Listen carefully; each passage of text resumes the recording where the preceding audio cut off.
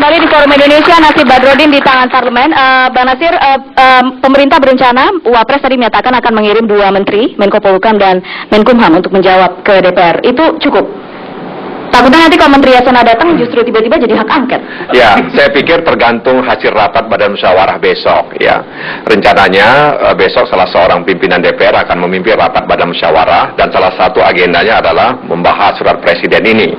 Ya, dan mudah-mudahan saja besok kemudian ada semacam sikap dari Badan Musyawarah menyikapi ini. Tentu harapan kami sebagai anggota DPR, Badan Musyawarah itu bisa menyikapi secara arif, ya melihat situasi dan kondisi kekinian terutama di tubuh kepolisian. Tapi juga tidak abai terhadap bagaimana administrasi, ya karena itu juga bahagian dari Undang-Undang Nomor 2 Tahun 2002 tentang Kepolisian Republik Indonesia. Jadi kalau kemudian ada sebahagian anggota atau praksi-praksi mempersoalkan ini bukan persoalan kecil menurut saya, ya kan? Dan artinya itu tidak boleh dianggap remeh juga, sehingga ke depan tidak ada lagi model-model seperti ini. Bahkan ke depan kita inginkan agar saat Presiden mengirimkan calon Kapolri, dalam suratnya bukan hanya mengatakan bahwa calon Kapolri itu sudah memenuhi jenjang kepangkatan, karir, cakap dan sebagainya, tapi harus ada agenda apa yang akan dilakukan oleh Kapolri ke depan, sehingga kemudian bukan saja DPR bisa mengawasi, rakyat Indonesia juga bisa mengawasi Kapolri tersebut. Tentu saya ini. Oleh karena itu sebetulnya kalau kita mau bertanya siapa yang paling dirugikan dengan sikap DPR ini gitu, menurut saya adalah DPR sendiri. Sebab seperti kita ketahui dalam Undang-Undang Kepolisian, sejak pemerintah berkirim surat ke DPR, sejak itu dihitung 20 hari, setuju atau tidak setuju oleh DPR, pemerintah dapat mengangkat polisi. Ya, batasnya sampai kapan Bang Nasir? 20 hari. Ya, kalau kita masuk sidang 23, berarti 23 hari kerja, hitung hari kerja. Artinya DPR mau melakukan fit and proper test sambil menunggu surat atau tidak mau melakukan fit and proper test karena tidak dijawab surat, maka DPR kehilangan kesempatan menanyakan apa yang disebut oleh Bung Nasir tadi, soal visi misi calon Kapolri, soal apa agenda Presiden terhadap polisi yang sekarang ini, setahun ke depan setidaknya di bawah pimpinan Pak Badrodin dan sebagainya gitu. Oleh karena itu, betul menurut saya adalah memastikan Presiden supaya berkirim surat untuk memberi jawaban ini. Tetapi tidak boleh ada keraguan bagi anggota DPR untuk segera melakukan fit and proper test terhadap calon Kapolri yang sekarang ini. Di situlah dibuktikan apakah orang ini layak jadi Kapolri karena alasan visi misi atau dia tidak layak jadi Kapolri karena alasan Presiden belum berkirim jawaban surat atas surat dari DPR gitu loh. Itu yang saya sebut sebagai substansial dan prosedural. Jangan karena ini terhambat hak mereka yang paling penting. Hak mereka yang paling penting itu kan fit and proper testnya. Itu justru terhadang karena di situ juga lah masyarakat punya kesempatan untuk mengenali siapa calon polisi ini. Apakah polisi Badrodin ini membawa semangat reformasi di dalam institusi kepolisian atau tidak gitu. Bang Edi? Saya kira betul kata Bang Rai. Memang saat ini kita betul-betul butuh kecepatan daripada parlemen, saudara-saudara kita di parlemen agar segera memproses ini.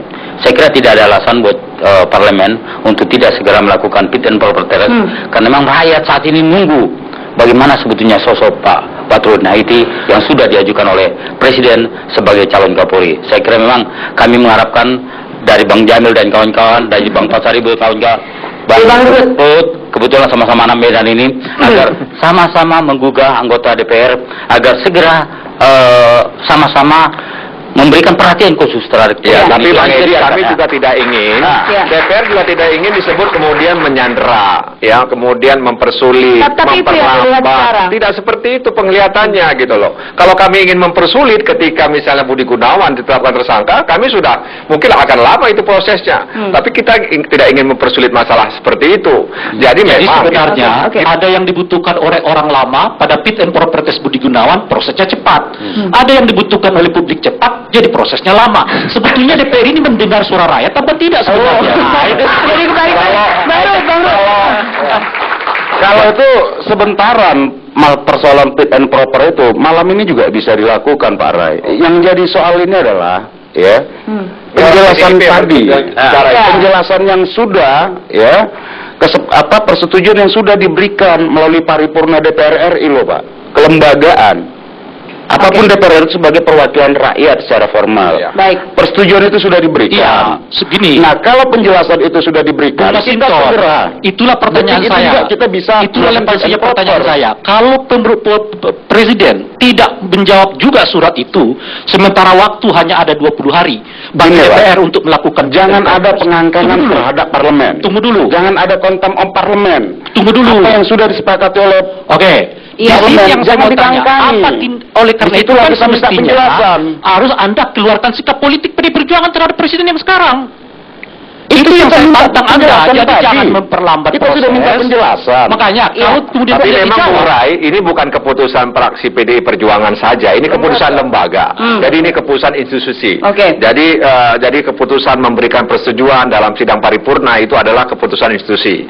Jadi memang ya makanya institusi kemudian ingin menanyakan kembali, ya kan? Mengingatkan Nah, lagi, mudah-mudahan mengingatkan saja dalam rapat badan musyawarah besok, ya itu ada jalan keluar dan kita berharap agar masa sidang ini fit and proper test bisa berjalan. Begitu baru kan? Iya, mengingatkan lagi. Jadi semuanya menerima, tapi ada tapinya ya, ada tapinya ya. Ada tapinya, dan yang dikatakan Pak Ray Rangkuti benar, Pak BG cocok, pas untuk jadi Kapolri.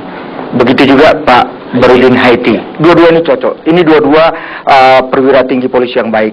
Kita bangga lihat polisi kompak. Tapi kalau kaitan kasus ini, saya akhiri dengan kau yang mulai, kau yang mengakhiri, kau yang mulai, kau yang mengakhiri. Maksud saya, Maksud Bang Ruhut siapa itu? Siapa yang harus memulai dan mengakhiri?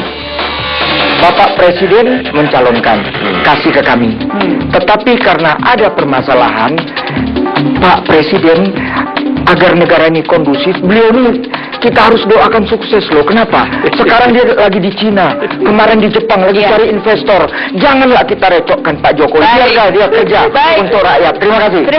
Terima kasih Mas Ray Rangkuti, Bang Edi Hasibuan, Bang Rusi Tampo, Bang Nasir Diambil, Bang Masinton Pasaribu sudah bergabung bersama kami di Forum Indonesia. Keputusan Presiden Jokowi memilih Komjen Bahrudin Haiti sebagai calon Kapolri seharusnya didukung semua pihak termasuk anggota parlemen negeri ini. Polri tak bisa terus dibiarkan tanpa induk bertumbuh tanpa ada yang mengawasi atau mengayomi. Tidak ada alasan apapun, apalagi jika alasan itu ternyata hanya demi kepentingan segelintir pihak tertentu, hingga menyebabkan kursi orang nomor 1 di institusi Polri kosong. Saya Putri Ayu Ningtyas, salam Forum Indonesia, selamat malam.